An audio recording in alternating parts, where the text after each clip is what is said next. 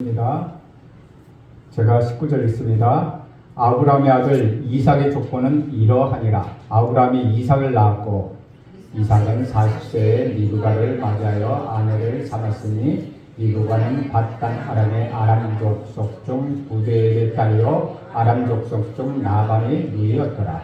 이삭이 그의 아내가 임신하지 못하므로 그를 위하여 여호와께 간구하면 여호와께서 그의 간구를 들으셨으므로 그의 아내 리브가가 임신하였더라. 더니 그들이 그의 태 속에서 서로 싸우니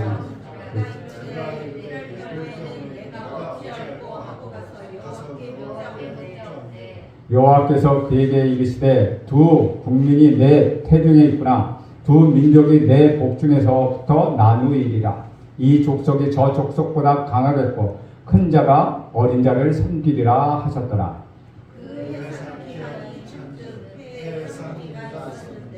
먼저 나온 자는 붉고 전식이 토롯 같아서 이름을 에서라 하였고 후에 나온 아우는 손으로 에서의 발꿈치를 잡았으므로 그의 이름을 야곱이라 하였으며 리브가가 그들을 낳을 때에 이삭이 60세였더라. 아멘. 이것은 주님의 말씀입니다. 아브라함은 그의 나이 175세 일기로 세상을 떠났습니다. 아브라함의 생애는 마감되었어도 그를 향한 하나님의 약속과 하나님의 축복은 계속된다고 지난번에 말씀드렸습니다. 여러분은 언제간 죽겠지만은 여러분이 하나님께 받은 약속, 그것은 여러분의 자손에게 그 후에도 계속 이어지게 될 것입니다. 시편 90편 10절 말씀처럼 우리는 보통 잘 살면 70이요 건강하면 80이라고 되어 있습니다. 히브리서 9장 27절 말씀은 한 번 죽는 것은 사람에게 정해진 것이요 그 후에 심판이 있으리니 라고 죽음에 대하여 말씀하고 있습니다. 인간의 육체는 7, 80년 동안 이 세상에 살다가 죽지만 하나님이 주신 믿음과 약속과 복은 우리 육체와 함께 사라지지 않고 한 시대와 한 사람에게서 끝나지 않고 계속해서 자손 대대로 계승된다는 것입니다. 저는 여러분이 자녀들에게 여러분의 믿음이 자녀들에게 계속되길 바랍니다. 저는 우리 교회가 받은 복이 다음 세대와 다른 교회의 사람들에게 계속되기를 간절히 바랍니다. 19절과 20절에 이렇게 기록하고 있습니다. 아브라함의 아들 이삭의 족보는 이러하니라. 아브라함이 이삭을 낳았고 이삭은 40세에 리브가를 맞이하여 아내를 삼았으니 리브가는 밧담 아람의 아람 족속 중 부대엘의 딸이요 아람 족속 중 라반의 누이였더라 라고 기록하고 있습니다. 아브라함은 사라와 사라의 몸종 하갈과 후처 구두라로부터 여러 아들을 얻었습니다. 그러나 하나님이 주신 아브라함의 복과 아브라함의 언약은 오직 약속의 자녀인 이삭에게만 계승되었습니다. 여기서 한 가지 중요한 사실은 계승은 내 마음대로 하는 것이 아니라 하나님의 섭리와 하나님의 축복에 있어야 한다는 것이죠. 이것을 다시 말하면은 가정이 하나님의 축복의 통로가 된다는 이야기입니다. 이 가정이 계속되지 않으면 약속과 축복은 사라지게 된다는 것이죠. 이삭은 40세가 될 때까지 혼자 살다가 리브가를 만나서 40세에 결혼하였습니다. 아람 족속 중 부대의 딸이며 라반의 누이라는 표현을 통해서 리브가는 세속적인 가난한 사람의 여자가 아니라 하나님의 약속과 복을 받은 집안의 딸로 태어났다는 것을 우리는 알게 됩니다. 만약 이삭이 결혼하지 않다거나 세상적인 딸하고 결혼했더라면 아브라함의 축복, 아브라함의 언약은 바로 거기서 끝났을 것입니다. 그렇기 때문에 가정의 소중함, 즉 가정은 축복과 약속의 도구라는 것을 다시 한번 확인하게 된다는 것이죠. 이런 관점에서 보면 오늘날 우리 사회의 최대의 비극은 가정의 붕괴에 있다는 것입니다. 이것은 한 개인적인 문제가 아니라 한 시대와 역사적인 문제가 된다는 것이죠. 곳곳에서 이혼이 마치 정상인 것처럼 되어 있습니다. 이제는 남자와 여자가 결혼하는 것은 비정상이 되고 오히려 동성연애자끼리 판을 치며 떳떳하게 정치 세력을 만들어가고 있는 사회 변혁 속에서 우리는 살아가고 있다는 것이죠. 그러나 동성연애자를 만나서 살면은 축복은 끊어지고 저주가 찾아온다는 사실 여러분 알아야 한다는 것이죠. 가정이란 제도를 통하여 하나님의 축복은 우리에게 계속됩니다. 사탄은 영리하게도 하나님의 축복을 끊을 방법으로서 모든 인류를 이혼과 가정 붕괴로 유도하고 있다는 것입니다. 많은 사람들은 자기도 모르는 사이에 이 실수에 넘어가 버리고 맙니다. 교회는 분열되고 교회는 파괴되고 또는 그렇게 되면 참으로 무서운 일입니다. 우리는 어떤 경우에서라도 교회의 분열을 막아야 한다는 것이죠. 교회를 분열시켜서 두 개의 교회를 만드는 것이 아니라 교회가 분열되면 깊은 상처로 나뉘어서 그 교회는 허물어지고 만다는 것입니다. 대부분 많은 사람들은 쉽게 결혼하기 때문에 또한 쉽게 이혼도 합니다. 우리는 결혼의 소중함을 배우지 않고 자녀들에게 결혼과 가정의 절대성을 또한 가르쳐주지 않습니다. 그래서 철이 없을 때 심각하지도 않은 상황에서 쉽게 이혼하게 된다는 것이죠. 그렇게 해서 본인만이 아니라 자녀와 자신의 부모들에게도 상처를 준다는 것입니다. 저는 살다가 정말 저 아내하고 연애하다 보면 연애할 때 사람들이 야 결혼하면 이렇게 힘들어 애 키우는 것이 이렇게 얼마나 힘든지 알아? 이런 얘기 한 번도 들어본 적이 없어요. 결혼하면 좋아, 결혼을 같이 있으니까 좋아, 이런 얘기를 하다 보니까 정말 그렇게 생각했는데 저희가 그 결혼 예비학교라는 것을 했습니다. 결혼 예비학교를 하다 보니까는 결혼이라는 게 그런 것이 아니구나. 결혼은 힘들 때도 있고 어려울 때도 있고 둘이 하나 화합해서 갈 때도 있구나. 거기서 깨달은 것은 여러분 운전하려면은 어떻게 최소한 운전 면허증이 있어야겠죠. 그런데 부모가 되는 면허증은 없이 우리가 막 부모가 된다는 겁니다. 거기서 깨달았죠. 그래서 저는 그 아버지 학교 다니고 여러 가지 아버지에 대해서도 배우고 부모에 대해서도 배우려고 열심히 노력을 했습니다. 또한 저희 아버지가 일찍 돌아가셨기 때문에 저한테는 아버지에 대한 모델도 없었습니다. 그래서 그렇게 자녀들이 이혼하지 않도록 하는 거 그것이 참 좋다는 것이죠. 왜? 우리는 부모로서의 면허증조차도 같이 가지고 있지 않기 때문에 우리도 초보분 거죠. 저희 큰아들한테는 저는 항상 초보라는 거예요. 항상 초보기 때문에 잘 할 수가 없다는 거죠. 그렇지만 그것을 믿음으로 끌고 나갈 때 우리에게는 하나님의 은혜가 있다는 것입니다.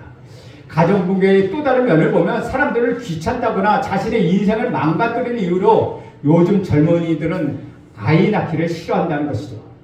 그러나 자녀가 있어야 복이 이어진다는 것이죠. 자녀를 낳지 않고 산다는 것은 자신의 쾌락과 자신의 행복을 추구할지도 모릅니다. 그것으로서 그 사람의 축복은 끝나는 것입니다. 왜냐하면 자녀를 낳을 수 있는데도 낳지 않겠다고 하는 것, 그것은 축복이 끊어진다는 것이죠. 물론 하나님이 자녀를 주시 않으시면 어떻게 할 방법이 없습니다. 그런데 하나님이 자녀를 주시겠다는데 그것을 인간적인 방법으로 막는다는 것은 그 사람의 축복이 거기서 끝나고 만다는 것입니다. 사회의 회복은 가정의 회복에 있고 행복한 가정은 결혼으로부터 출발합니다. 그래서 우리는 자녀들에게 결혼은 함부로 해서 안 되는 것과 시험해 보려는 것도 아니라는 것을 꼭 가르쳐 주어야 한다는 것이죠. 아무리 어렵고 아무리 힘들어도 축복의 통로인 가정의 소중함을 생각할 때 이혼할 이유는 너무도 많지만 끝까지 애쓰며 기다려야 한다는 것입니다. 제가 온누리교회에 좀 있었는데 거기서 좋아하는 프로그램 중에 그 교회가 자랑스럽게 여기는 것이 가정사역 프로그램입니다. 그 중에 하나가 아버지 학교이죠. 아버지 학교. 그 다음에 또 하나는 우리 안수시장님들 다녀오신 하나님의 가정훈련학교입니다. 저희는 결혼을 해서 아기를 낳으면 부모의 자격이 없으면서 그냥 부모가 된다고 착각을 합니다. 그러다 보니 엉터리 부모, 엉터리 아버지가 부모 노릇을 제대로 못하기 때문에 가정의 위기가 오는 경우가 참으로 많다는 것이죠. 그래서 우리는 부모 공부를 하면서 다시 한번 가정의 소중함을 갖고 나가야 한다는 것입니다. 21절에 보면 하나님이 택한 여자와 결혼한 이삭의 축복된 가정 안에 심각한 문제가 있다는 것, 흥미로운 사실을 보게 된다는 것이죠. 그 문제는 다름 아닌 아이가 없다는 것입니다. 21절 우리 함께 읽겠습니다. 시작. 이삭이 그의 아내가 임신하지 못하므로 그를 위하여 여호와께 간구하며 여호와께서 그의 간구를 들으셨으므로 그의 아내 리브가가 임신하였더니, 아무리 하나님 택하고 하나님이 약속하신 복을 주신 결혼이라 하더라도 문제는 있다는 사실을 우리는 알게 된다는 것이죠. 왜냐하면 완벽하지 않은 인간 둘이 모여서 함께 가정을 이루기 때문에 항상 거기에는 문제가 발생한다는 것입니다. 행복하고 이상적인 결혼 같아도 실제로 살아보면 어려움이 참 많습니다. 우리 이런 말이 있죠.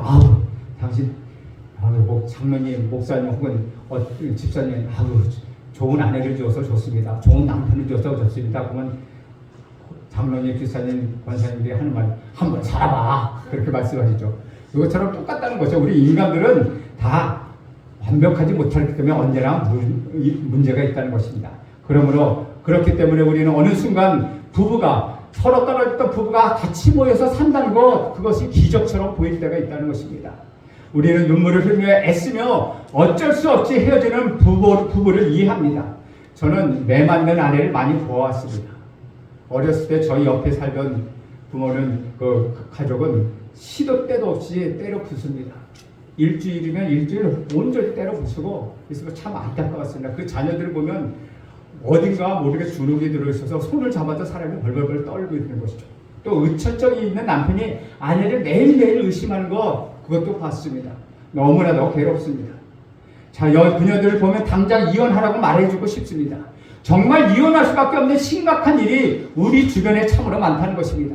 그러나 기억해야 할 문제는, 그것은 문제없는 가정은 없다는 것입니다. 아무리 행복한 가정이라도 이삭과 리브가처럼 아이를 낳지 못하거나 아이가 잘 태어났는데도 경제적 능력이 없거나 부모의 몸이 약해서 늘 고통받는 그런 가정이 있다는 것이죠. 이삭의 가정도 예외는 아니었다는 것입니다. 그러나 이삭은 문제가 부딪혔을 때 기도하기 시작합니다. 우리는 이삭의 이런 모습을 보면서 아주 중요한 결론 하나를 얻게 됩니다.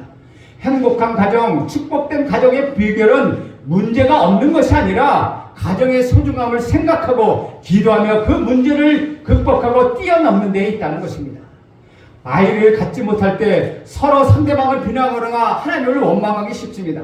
그러나 이삭은 그렇게 하지 않았다는 것입니다.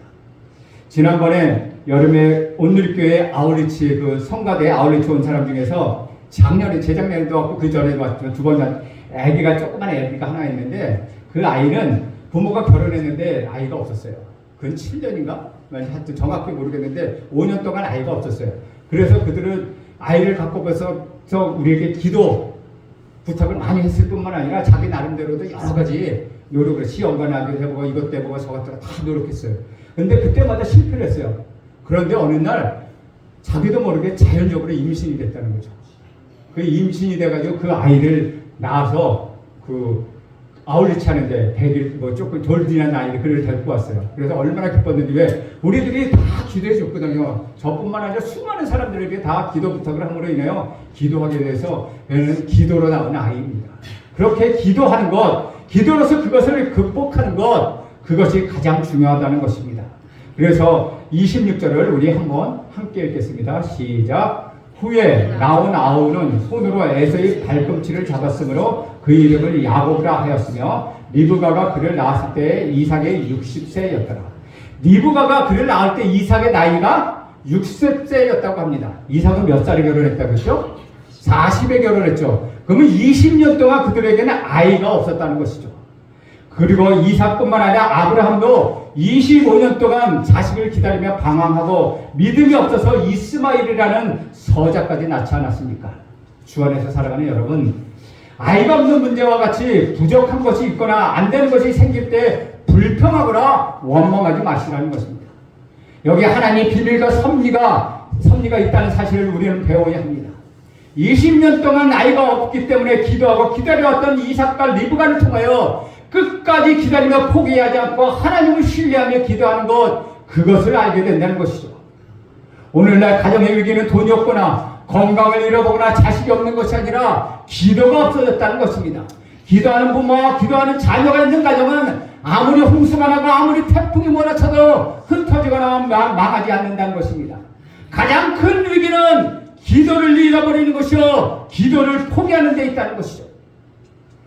시편 23편 보면 여호와는 나의 목자시니 내게 부족함이 없으리라 라고 말씀하고 있습니다. 그렇습니다. 우리가 마음이 공고하고 외롭고 힘을 잃어버리는 이유는 하나님과의 관계가 멀어졌기 때문이라는 것입니다.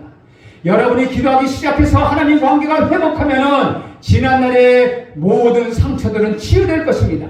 저주가 축복으로 바뀔 것입니다. 여러분의 가정 안에, 여러분의 자녀 안에 은혜가 흘러넘치게 될 것입니다. 그러면 여러분 안에 평안이 가득하게 될 것입니다. 문제는 사라지게 될 것입니다. 그 장애물을 극복하게 될 것입니다. 하나님 앞에서 모든 어려움은 통과하는 우리의 장애물로 보일 것이라는 것이죠. 21절 한번 더 읽어보면 이렇습니다. 이삭이 그의 아내가 임신하지 못하므로 그를 위하여 여호와께 간구하매 여호와께서 그의 간구를 들으셨으므로 그의 아내 리브가가 임신하였더니, 여러분, 한 가지 더 배울 것이 있습니다. 기도란 응답이라는 것입니다. 여러분의 기도는 즉각적으로 응답되지 않는다는 사실을 배워야 한다는 것이죠. 나의 시간과 하나님의 시간은 다르다는 사실, 우리는 겸손히 배워야 합니다. 우리는 하나님께서 당장 나의 문제를 해결해달라고 기도합니다. 하나님, 오늘 몇 시까지 이 문제를 해결하게 해주시죠. 하나님, 내일 몇 시까지 이 문제가 해결되지 않으면 참으로 저 곤란합니다 라고 시간을 정해놓고 하나님께 매달립니다. 이것은 하나님을 협박하는 것입니다. 하나님 안 해주면 정말 하고 협박하는 것입니다. 그럴 때 하나님은 꿈쩍하지 않는 것처럼 보입니다. 단지 하나님은 하나님의 시간을 보고 계시다는 것뿐입니다. 때로는 이제 모든 것이 끝났다고 좌절하고 있지만은, 여러분 지금 이삭을 보십시오. 20년 후에 그의 기도는 응답되었습니다. 여러분이 한 기도는 절대로 땅에 떨어지지 않고 어딘가 저축돼서 하나님 때에 반드시 이루어질 것입니다. 단지 하나님의 시간, 하나님 뜻을 기다리고 있을 뿐이라는 것이죠. 여러분 생애에 이루어지는 것이 아무것도 없다 할지라도 여러분 실망하지 마십시오. 우리 기도의 사람의 조지 밀러는 하루에 10시간씩 기도했다고 합니다. 그가 기도하는 사람들이, 모든 사람들은 구원을 받았는데 딱 2사람은 구원받지 못했습니다. 자기가 너무나도 힘들어서 그 구설을 구했을 때, 한 사람은 그 사람이 막 돌아가시려고 할 때 구원받았고, 한 사람은 조지 밀러 목사님이 돌아가신 후에 구원을 받게 되었습니다. 하나님은 하나님 때에 반드시 그의 것을 이루어 가십니다. 하나님 때를 기다리시고 하나님의 뜻을 이루기 위하여 시간을 재고 계시다는 것이죠. 아브라함과 사라를 보십시오.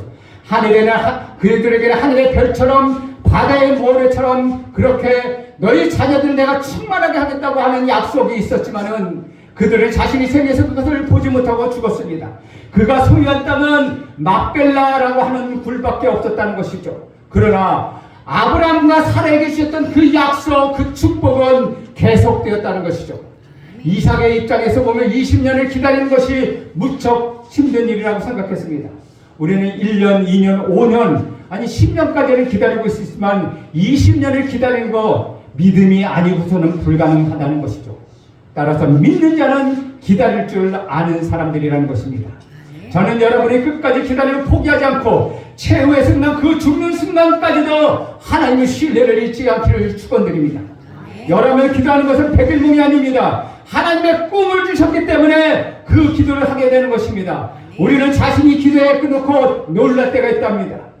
내가 왜 이런 기도를 했지? 나도 모르겠는데 말도 안 되는 기도를 했네? 내가 어떻게 이런 기도를 했을까? 참나 착해 라고 자기를 놀랍게 할 때도 있다는 것이죠. 계속 기도하다 보면 우리 마음대로 기도하는 것은, 우리 마음대로 요구하는 것은 하나님께서 기도를 바꾸어 주셔서 당신의 뜻에 맞게 기도하게 됩니다. 똑같은 제목을 가지고 수십일, 아니 2년, 3년, 5년을 기도하고 보면 어느새 내 기도가 바뀌어 있는 것을 볼 수 있다는 것이죠. 제가 설교할 때 하나님이 수많은 사람들이 이곳에 몰려오는 꿈을 씹어주었습니다. 그 비전을 우리 교인들에게 함께 선포했을 때 저를 비롯한 모든 사람들이 믿지 않았을 수도 있었습니다. 어떻게 이 작은 시골교회에 수백 명, 수천 명의 성도가 몰려든단 말인가? 누군가 10,000명의 사역자를 세워서 이 만인의 교회를 만들어야 하는데, 만인의 교회를 만들려면 10,000명의 사역자가 있어야 된다고 합니다. 또 우리같이 작은 교회에서 5명의 가정을 섬기는 것, 우리 재정 쪽에 비하여 막대한 명이 드는 어려운 일이었습니다. 저는 그때는 그런 생각을 하지 못했습니다. 그렇지만 우리는 벌써 5가정이라는 선교사를 후원하고 있지 않습니까? 꿈은 여러분 반드시 이루어지는 것입니다. 우리 하나님께서 반드시 이루어 주시는 것입니다. 지난해 하나님께서 제게 이런 기도를 주셨습니다. 하나님, 제게 성도 2,000명을 주십시오. 이 익산시, 이 전라북도를 당신께 드리겠습니다. 이제 우리는 겨우 30명이 예배 드리고 있지만 제가 왜 그런 기도를 했는지 모르겠습니다. 그러나 저는 믿습니다. 제가 섬기고 있는 교회의 수많은 성도들이 메뚜기 떼처럼 몰려들 것을 저는 믿고 있습니다. 기도는 기다림을 통해 반드시 응답됩니다. 내 중심의 생각을 빼버리고 하나님의 중심으로 보면은 불가능한 것은 사라지게 되는 것입니다. 역대상 16장 11절에 보면은 여호와와 그의 능력을 구할지어다. 항상 그의 얼굴을 찾을지어다. 마태복음 7장 7절에 보면 여러분이 잘 아시는 구하라 그리하면 너희에게 주실 것이요 찾으라 그리하면 찾을 것이요 문을 두드리라 그리면 너희에게 열릴 것이라고 말씀하고 계시지 않습니까?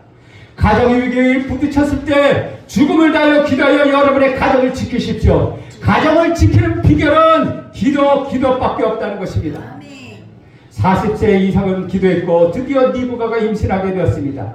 22절, 23절을 보며 함께 읽겠습니다. 시작. 22절, 23절. 그 아들들이 그의 태 속에서 서로 싸우는지라 그가 이르되 이럴 경우에는 내가 어찌할까 하고 가서 여호와께 묻자온대 여호와께서 그에게 이르시되 두 국민이 내 태중에 있구나. 두 민족이 내 복중에서부터 나누이리라.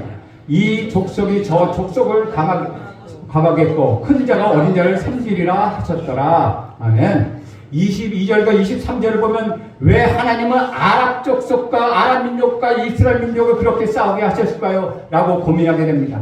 우리는 이 점을 좀 더 깊이 생각해 볼 필요가 있다는 것이죠. 리브가가 쌍둥이를 임신합니다. 그런데 쌍둥이가 뱃속에서부터 서로 싸우는 것입니다. 어떤 식으로 싸우는지 저는 잘 모릅니다. 어쨌든 싸웠다고 합니다.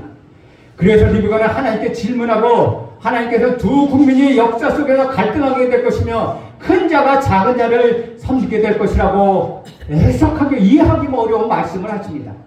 그런데 사실 잘 살펴보면 이미 아브라함 때부터 그런 말이 있었다는 것을 알 수 있습니다. 아브라함이 실수로 이스마엘을 낳은 바람에 두 국민이 탄생하기 시작합니다. 큰아들 이스마엘이 주인공이 아니라 둘째 아들 이삭이 주인공이듯이 에서가 주인공이 아니라 야곱의 주인공이 되어 에서가 야곱을 섬기게 되는 것이고 큰 자가 작은 자를 섬기게 될 것이라는 사건이 재현되었다는 것이죠.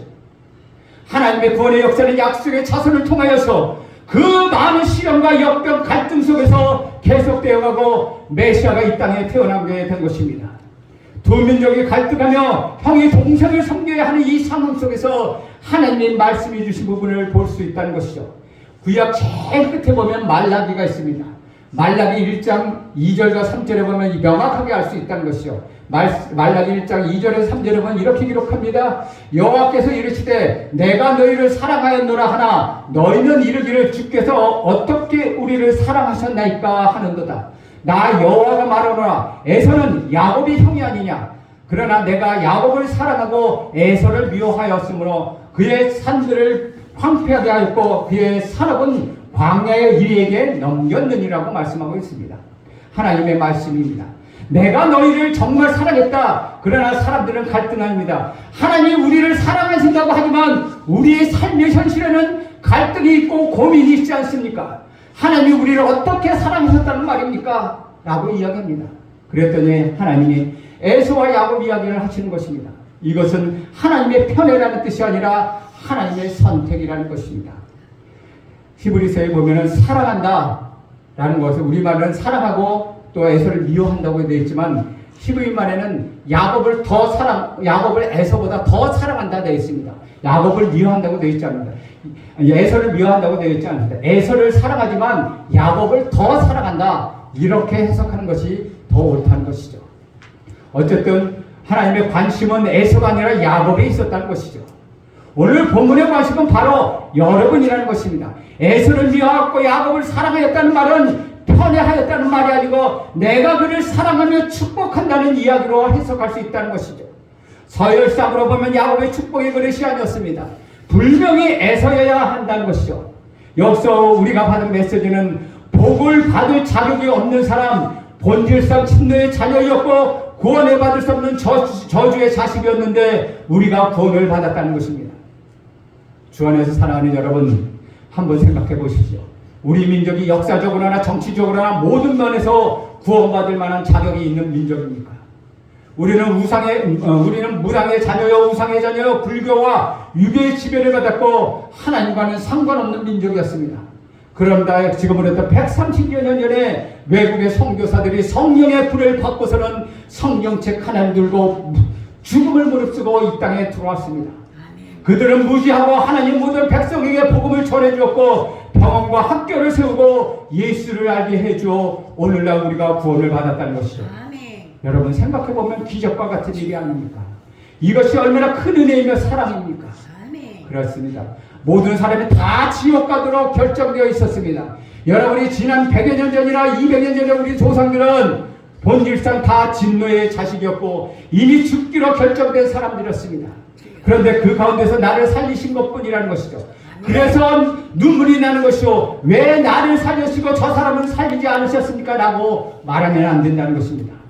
누구든지 우리 구주 예수 그리스도를 믿고 그 이름을 부르는 자는 구원을 얻는다는 이 놀라운 메시지가 있는데, 사람들이 그 한마디 부르짖지 않고 죽었다는 사실, 얼마나 큰 비극입니까? 그래서 전도하고 좋은 직장 다 내려놓고 선교사로 미전독 종족 있는 저 아프리카와 중동을 뛰어들어가며 선교를 하게 되는 것입니다. 휴머니즘이나 자비심이 있어서가 아니라는 것이요, 구원의 진리를 아는 사람은 빨리 가서 이 구원의 진리를 전하고 싶다, 빨리 가서 하나님을 알려주고 싶다라는 그 뜨거움이 그 안에 있기 때문에 빨리 가서 전도하게 되는 것입니다. 빨리 가서 예수 그리스도를 전도해야겠다는 긴급성과 절대성을 갖게 된다는 것이죠. 예전에 보았던 영화가 생각납니다. 영화의 제목은 잘 생각이 나지 않지만, 한 선교사가 무지한 백성에 가서 말을 배우고 사전을 만들고 성경을 번역합니다. 그리고 그렇게 번역된 성경을 가지고 성경을 가르치기 시작합니다. 성경 공부를 통하여 복음을 알고 구원을 받게 된 한 노인이 선교사님을 찾아와서 이렇게 얘기합니다. 선교사님, 왜 이제 오셨습니까? 조금만 더 일찍 오셨더라면 우리 어머니, 아버지, 우리 선조들도 구원을 받았을 텐데요, 라고 말했던 것을 기억하고 있습니다. 그렇습니다. 하나님은 여러분을 사랑하시고 여러분을 구원해 주셨습니다. 로마서 3장 24절에 보면 그리스도 예수 안에 있는 속량으로 말미암아 하나님의 은혜로 값없이 의롭다 하심을 얻은 자 되었느니라고 말씀하고 있습니다. 에베소서 2장 4절에 보면 긍휼이 풍성하니 하나님이 우리를 사랑하신 그 큰 사랑으로 인하여 라고 말씀하고 있으며, 또 에베소서 2장 8절에는 너희는 그 은혜로 인하여 말미암아 구원을 받았으니 이것은 너희에게서 난 것이 아니요 하나님의 선물이라고 구원의 은혜에 대해서 말씀하고 계시다는 것이죠. 하나님은 이 재성교회를 통하여 축복이 계속되기를 원하십니다. 하나님은 여러분을 통하여 이 메시아의 구원의 축복이 다음 세대 여러분의 자녀, 여러분의 자손들에게 하나님 계속되기를 간절히 원합니다. 아직까지 이 말씀을 통하여 하나님은 여러분의 생명을 살릴 뿐만 아니라 여러분의 자녀, 여러분의 손주, 그 대대 이하의 자손들의 생명을 살리기를 간절히 원하신다는 것입니다. 여러분, 지금 이 시간 하나님이 주신 그 약속을 가지고 믿음으로 나가십시오. 여러분의 자녀를 살리십시오. 여러분의 가정을 살리십시오. 여러분의 자손들을 살리시기를 간절히 원합니다. 기도하겠습니다. 하나님 아버지, 아브라함의 축복은 이삭에게 흘러갔고, 이삭의 축복은 구원받을 만한 자격이 없는 서열도 되지 않는 야곱을 통해 흘러갔습니다. 하나님, 이처럼 자격도 없고 서열도 맞지 않은 저를 불러주셔서, 우리를 불러주셔서 하나님의 도구로 삼아주셨으니 감사합니다. 주여, 우리가 이 도구됨을 잘 감당할 수 있도록 축복하시고 은혜를 베풀어 주옵소서. 예수님의 이름으로 기도합니다. 아멘.